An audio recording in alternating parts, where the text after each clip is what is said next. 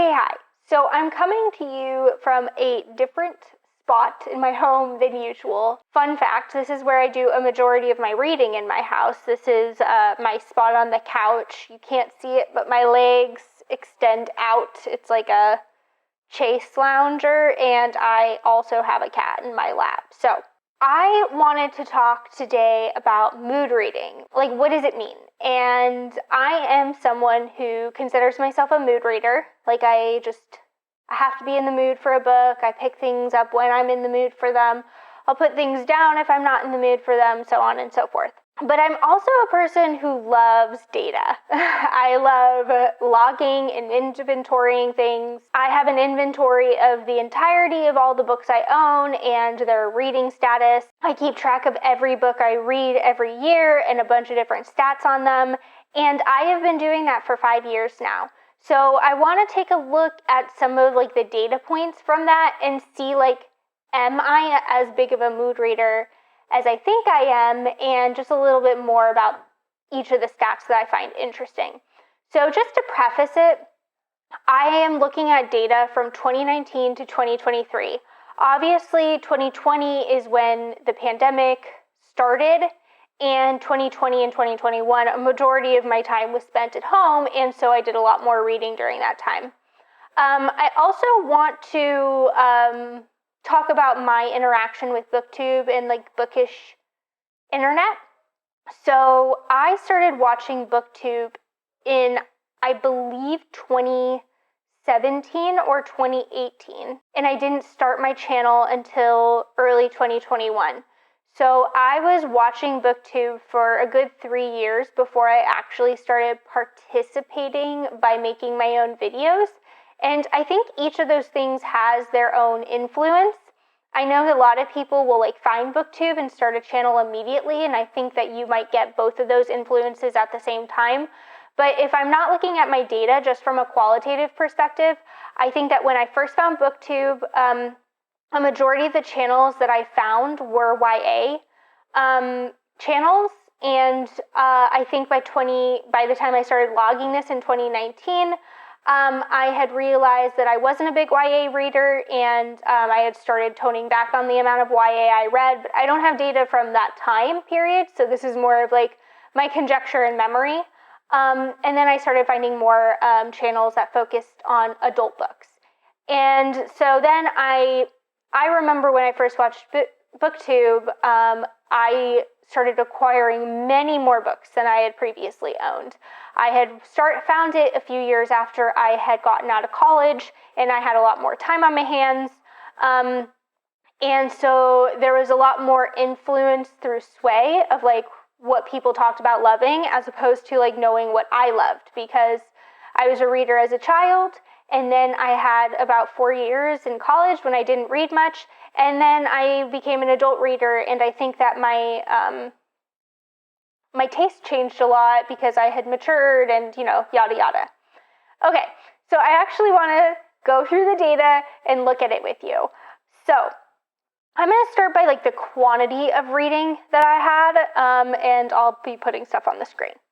So this is the most complicated chart I made, so don't worry if this looks a little busy. It gets easier out from here.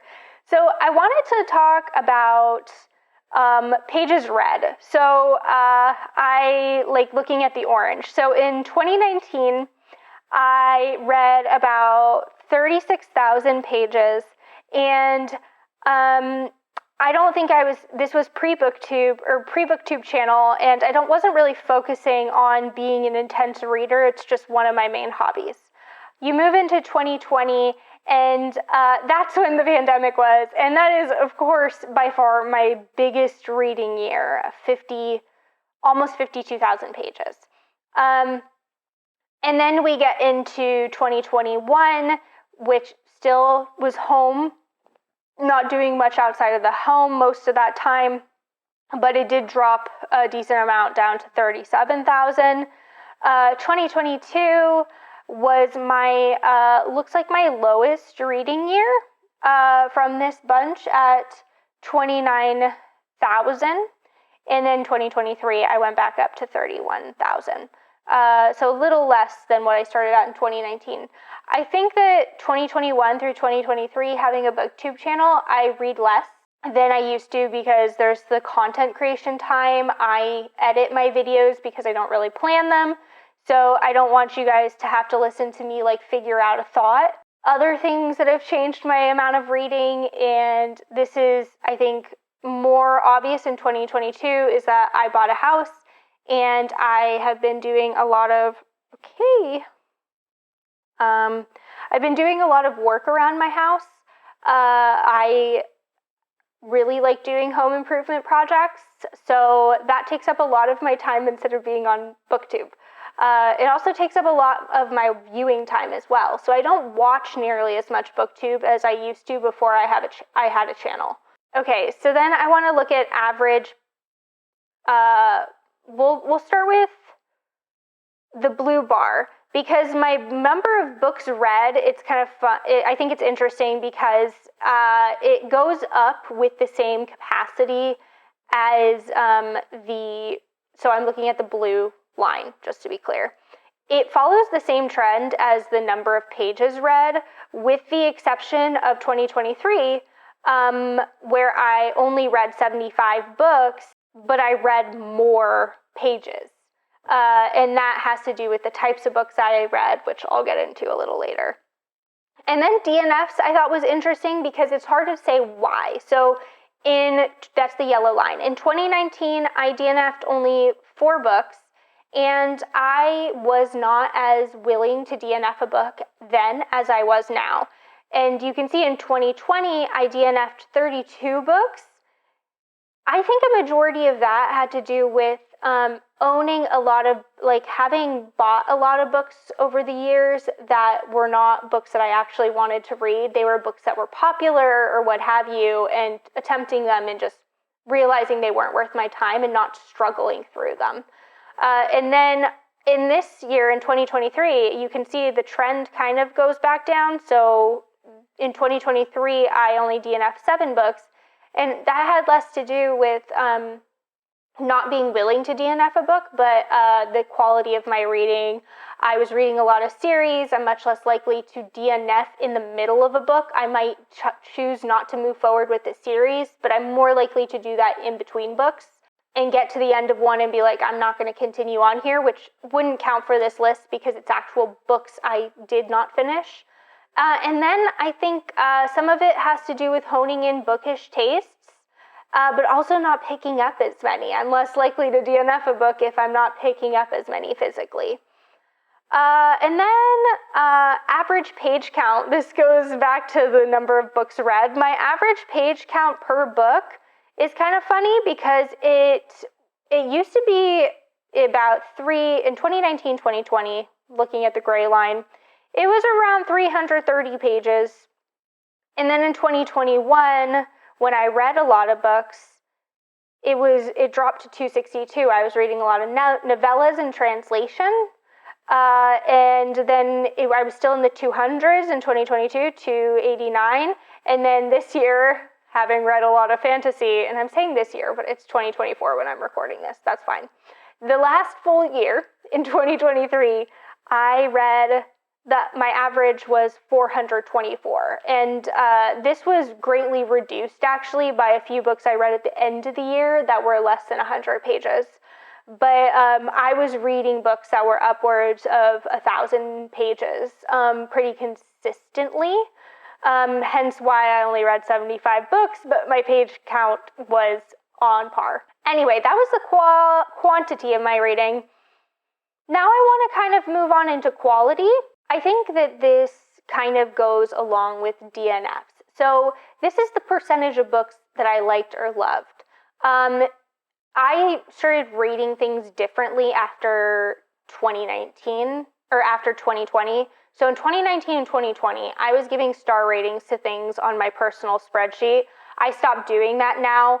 I was doing like quarter stars. It was just like too much. And then I felt like if I was giving a star rating, I had to like be objective, whatever the heck that means. And I stopped doing that. So it's like now my system that I rate for myself is, did I hate it, dislike it, feel neutrally about it, like it or love it?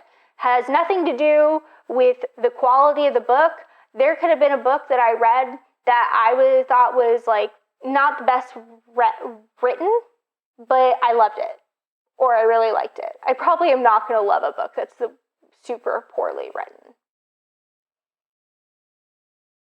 I don't know.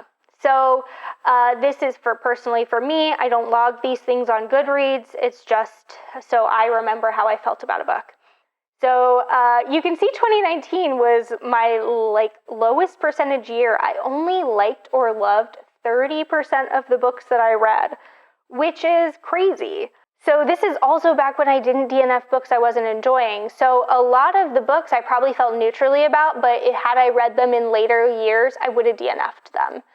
And then we get up into 2020 through 2023, and it's pretty consistent. I liked or loved over half of the books that I read. So it's kind of interesting because I wouldn't have thought that all of these were like similar quality reading years, but when you look at my stats, they were. It ranged anywhere from, 2021 is 50% to, 2022 and 2023 were both 56%, and 2020 was 55%.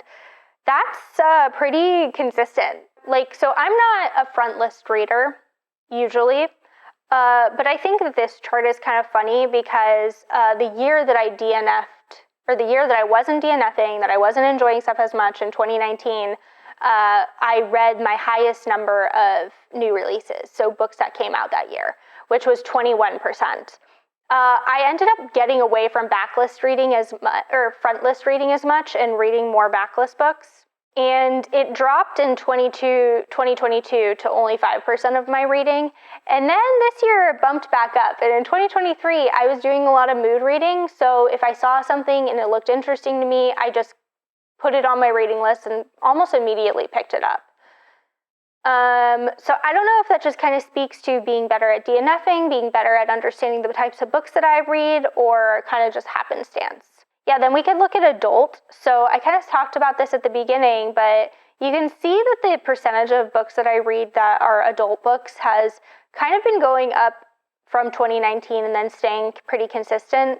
To be honest, a lot of the books that I am reading that are not adult books are rereads. So comfort reads, probably like Harry Potter, The Hunger Games, stuff like that. Those are, generally speaking, I'm not reading new to me books very often that are YA or middle grade. Okay, this is an interesting one. I want to talk about the percentage of my reading that is by BIPOC authors. So in 2019, I wasn't tracking this at all. I didn't have a goal really. I wasn't trying to be anywhere from my recollection. Actually, you know what? Maybe that's not true. Maybe this is when I started being cognizant of the amount of white authors I was reading. So in 2019, I read 27% of my reading was by BIPOC authors. And I intentionally tried to increase that. So from 2020 to 2022, I made that a focus and goal of my reading to read more by BIPOC authors. And you can see that shows in my reading. So in 2020, it was 34%.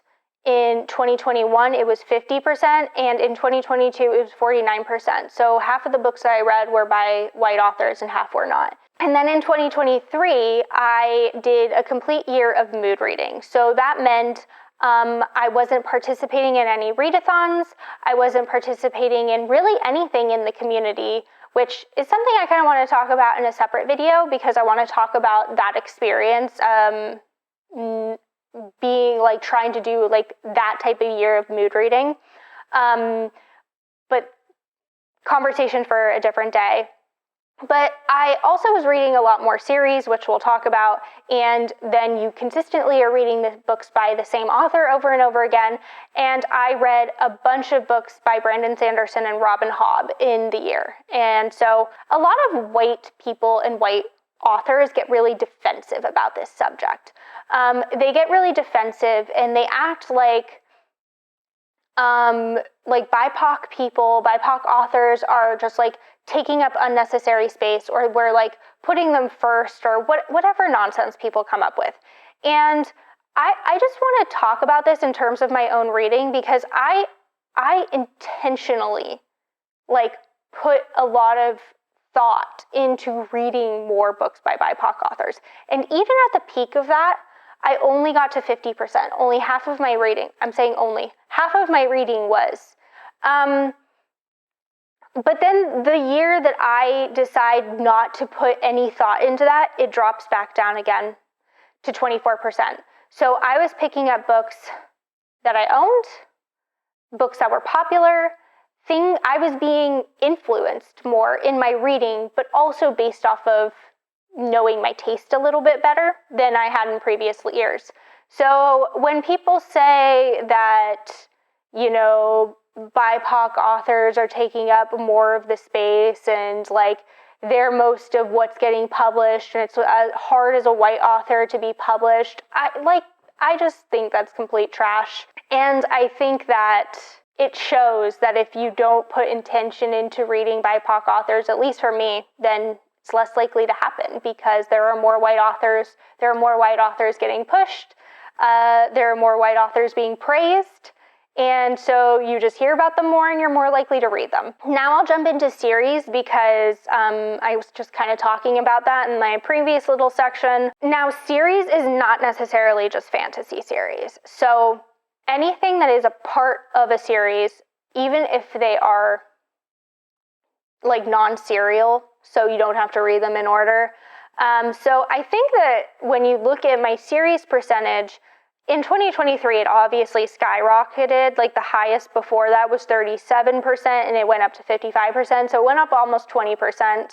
That doesn't surprise me, given the fact that I was reading a ton of series this year. I was finishing a lot of series.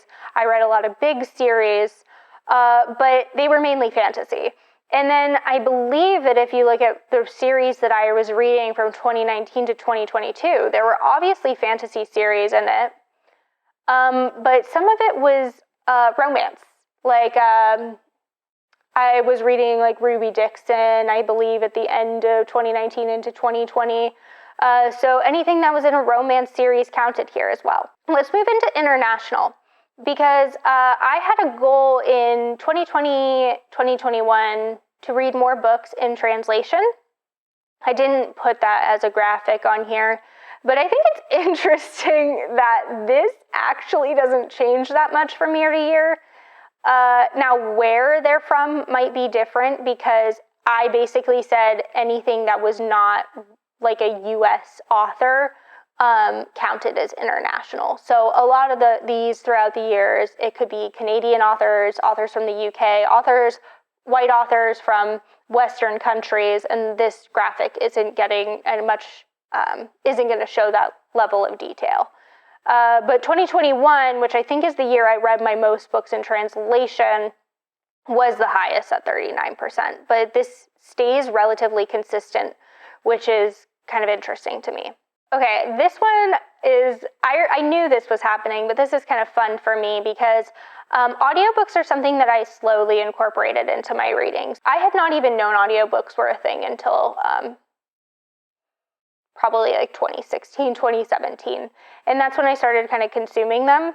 So it actually took me a while to get into audiobooks. I started by listening to celebrity memoirs, and I kind of started listening to more and more, as you can see through the years. So in 2019, it was my lowest year at, 24%. Then in 2020, it boosted up to 37. 2021, it was 58. 2022 dropped back down to 48, and then 2023 is 59%.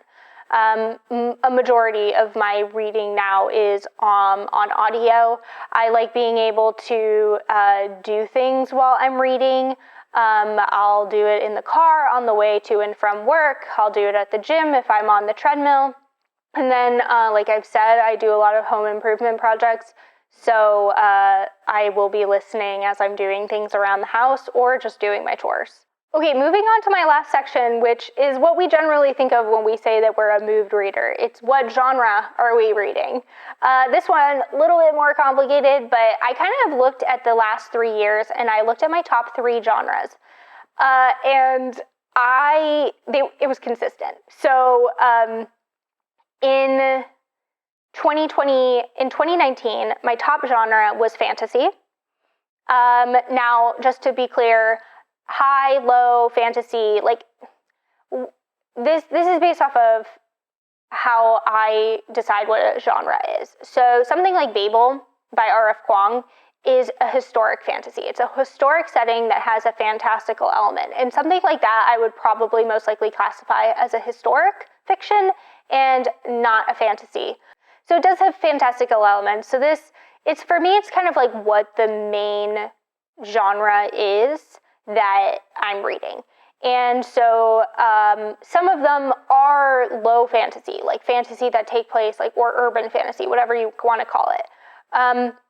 Some of them are just like a bit more speculative in nature, but I didn't want to really classify as contemporary. So my number 1 genre for 2019 was fantasy. My number 2 was contemporary, and my number 3 was romance. Then number 4 was nonfiction, and then everything else. This is fairly consistent through the years. It's just the percentages kind of change. So then you can see in 2020, my number 1 is still fantasy. My number 2 and 3 are split between contemporary and nonfiction, but then right behind it is romance. But I read a lot lower percentage of all of those, and you can see my other category, everything else, was 39%. So I was reading a lot more genres in 2020, but my top genres were still the same. And then moving into 2021, it's kind of similar. Contemporary won out in 2021. It was 25% of my reading. And then fantasy was my number 2 at 21% of my reading. Nonfiction was at number 3 at 12% of my reading. And romance probably would have been in the other category. It was probably beat out by other genres that year at 3%. And then my everything else category was 39. And I include romance. Like, if it's a fantasy that is heavily a romance fantasy, it's fantasy, or it's romance for me. If that's the main thing, I counted it as romance. If it was erotica, I counted it as romance. 2022, now you see my other drops down a lot, and contemporary won out at 28%, fantasy at 27%, so they were kind of neck and neck, nonfiction at 16%, my romance at 6%, probably other genres I read more of that year, and everything else was 23%. And then 2023, the year of my mood reading. This is where you could really see the difference, because I still have the same top 3 genres as 2020 through 2023. So, but the percentages is just drastically different. So fantasy was 56% of my reading, over half of my reading during the year. I was reading series, I was finishing series, I was reading even my standalones, honestly. A lot of standalones I read were also fantasy. So it was 56% of my reading. Contemporary, though, was still my number 2 at 9% of my reading. Nonfiction was my number 3 at 7%, and then I read 3% romance, so I think sci-fi probably was above it. Other things were probably above it, but my other went back down to 25%, which actually was about the same as last year. So I thought that was fun to look through. It's kind of funny because I consider myself a mood reader, but my mood doesn't change that much. It's just like the quantities of what I'm reading. I'm generally always reading fantasy, nonfiction, romance, and contemporary. Oh, that's actually interesting. I must have messed up my data because I'm looking at 2023, and I actually read more dystopian than nonfiction this year. It was 9% of my reading. So like in the years that I read more of other things, It was like in 2021, I read historic fiction, horror, sci-fi, thrillers, magical realism, which I constitute separately, then fantasy, and mystery. So I was just reading a wider scope. I wonder if that's because I had different intentions in my reading. I was focusing more on reading by BIPOC authors or by reading internationally around the world, which in a lot of cases that meant the same thing, books in translation. And so because of that, my genre range was a lot wider because my focus was different. But yeah, still think pretty interesting that most of the time my top 3 did not change. But anyway, that's putting data to the idea of being a mood reader. I thought it would change a little bit more across the years because it feels like my reading has changed more, but it actually looks fairly consistent from year to year. That's all I have for this video. I'd like to hear your thoughts on this, but until next time, happy reading.